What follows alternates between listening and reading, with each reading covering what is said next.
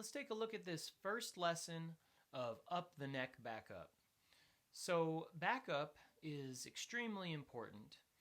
A lot of students don't tend to put enough time into backup because it's so much fun playing all your fun, fast solos. But the truth is that, say, if you're at a jam session or if you're in a band, your solo in the song is only 10, 15 seconds. And the rest, you have to be playing backup. You have to be accompanying other people to make them sound good too. And more people will want to play with you when you can play good backup.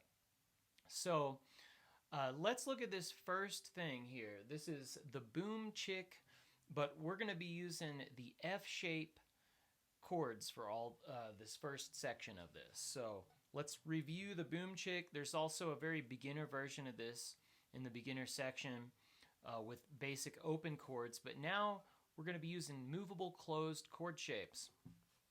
Remember, the boom chick pattern is thumb on the 4th string open, and then index, middle, and thumb on strings 1, 2, 3.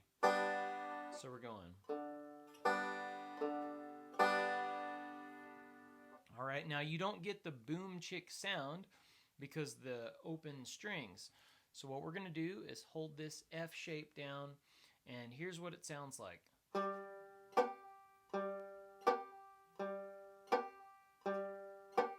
Now that boom is the first note, boom, and then chick. That's why it's called boom chick, because it sounds like that. Now what I'm doing to achieve that sound is plucking the 4th string, and that one rings. And then when you do the chick part with the pinch, you lift up off of your left hand chord just a little bit, but still touch the strings to where it's slightly muted. So that's the key to getting that to sound nice and percussive. So this exercise is going to go through a simple chord progression. 2 measures of G, 2 measures of C, 2 measures of D, and then back to G for 2 measures. Then it starts all over. So what we're going to do is our 2 measures of G, and then we're going to be moving up to a C chord, F shape, and we're going to have pinky and ring finger on the 10th fret. Then we're going to be scooting that up to the D, F shape D, on the 12th fret with pinky and ring. And then the last one, we're going all the way up to our high octave G, and pinky and ring will be on the 17th fret. So here it is, we're going.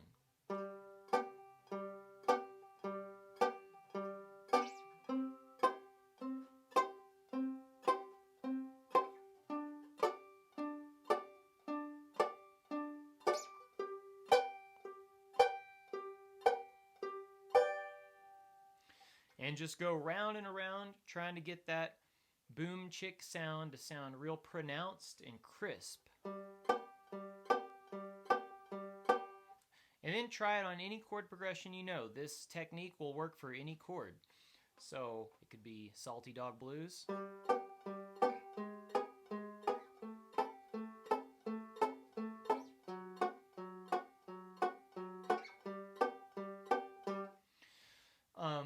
So that's how you're going to want to start that, just using we're just going to be using the F shapes for all 3 of those chords. So try that, and then we're going to go into the next part of this.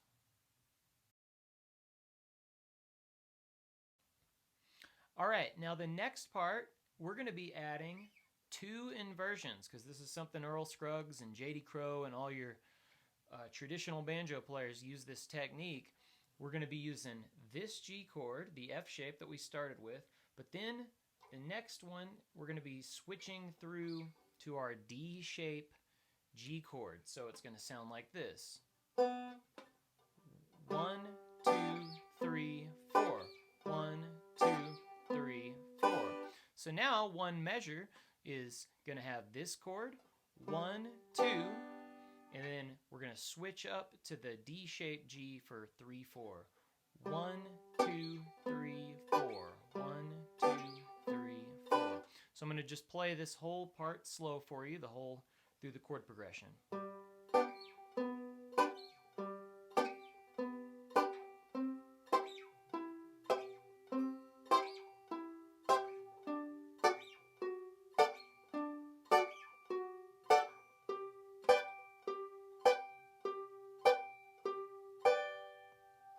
So here's what's going on. Same place for our F shape, but then when we go up to our D shape G, we have index on 3rd string, 7th fret, middle on 2nd string, 8th fret, pinky on 1st string, 9th fret, ring on 4th string, 9th fret. And that's your movable D shape chord. So here's our first two measures of that. 1, 2, 3, 4. And now, look how nice this moves right into C, and then you switch that shape. And we're going to be doing the same thing there. Now our D shape G is going to be index 3rd string 12th fret, middle 2nd string 13th fret, pinky 1st string 14th fret, ring 4th string 14th fret. That's our D shape C, and we're going to go 3, 4, 1, 2, 3, 4. Now we go back one whole step to our F shape D chord that we did earlier. And then our high octave D shape D chord. We're going to have index on 3rd string 14th fret, middle 2nd string 15th fret, pinky 1st string 16th fret, ring 4th string 16th fret. So we're going to go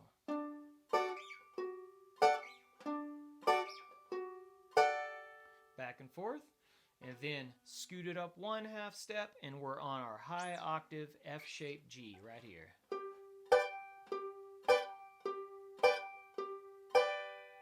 So get used to those moves. Now the key for tip for switching is this.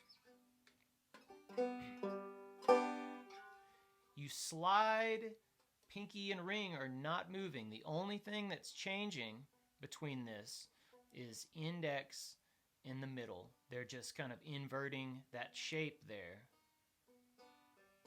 So a good thing to do would be to practice switching would be stay in one shape here, leave these two down, pinky and ring, and then just switch right there.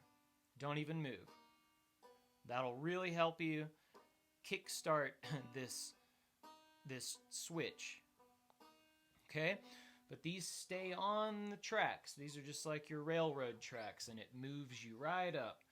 That way you don't take your hand off and try to get it back to the next shape, because it makes it way harder to move. And that's what people think that they're supposed to do, is take it off and then move. But nope, you just keep these down, and that's a big part of transitioning your positions there, especially the F and the D shape.